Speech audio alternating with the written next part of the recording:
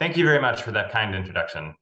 Dear colleagues, I would like to thank you for joining us this evening, and also I would like to thank the Bulletin of the Atomic Scientists for the great honor of awarding me the Leonard M. Rieser Award.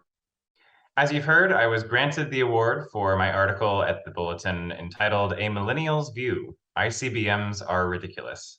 Now, the idea that ICBMs are the most dangerous leg of the nuclear triad is in fact not new, having been voiced before by preeminent experts in the field.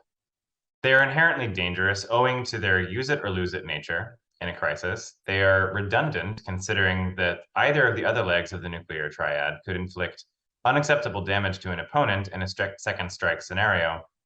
And they are ludicrously expensive to maintain and upgrade. Now, as a younger expert in the field, the cost of these weapons strikes a particular chord with me. If one looks at the exorbitant cost of education or healthcare in the United States, or at the amount of money that should be going into mitigating the effects of climate change, it becomes impossible to many young experts to justify why we spend so much money on these inherently destabilizing and redundant weapons. Even within the non-proliferation space, there are so many other good uses for that money, potentially. For example, making further contributions to the International Atomic Energy Agency's Safeguard mission, which in 2020 operated on a budget of 148.7 million euros. For perspective, the New York Police Department's budget for that same year was 8.9 billion euros. While these are the reasons I wrote the article, I must point out that it was published in July 2021.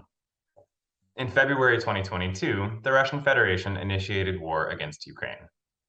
Since this war began, I have recalled the words of one of my colleagues at the Vienna Center for Disarmament and Nonproliferation, Dr. Nikolai Sokov. In 2020, Nikolai said that we had forgotten how to fear nuclear war. Now, I pray that the thinly veiled threats by Russia on the potential use of nuclear weapons would remind us all of that fear and how easy it would be to blunder into a nuclear exchange.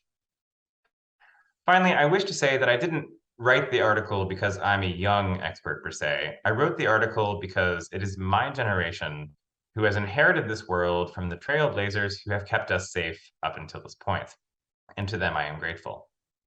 As with the previous generation, we have the opportunity to remember how to fear nuclear war and take action to ensure that it never comes to pass. And that starts with diplomacy. I recall here the words of US President John F. Kennedy in 1963.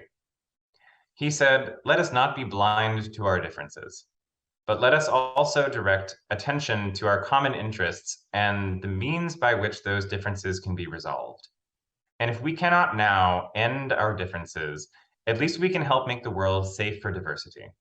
For in the final analysis, our most basic common link is that we all inhabit this small planet. We all breathe the same air. We all cherish our children's future. And we are all mortal." In closing, ladies and gentlemen, I wish you a very good evening. I thank you again for the honor of this award, and I wish peaceful skies above your heads. Thank you very much.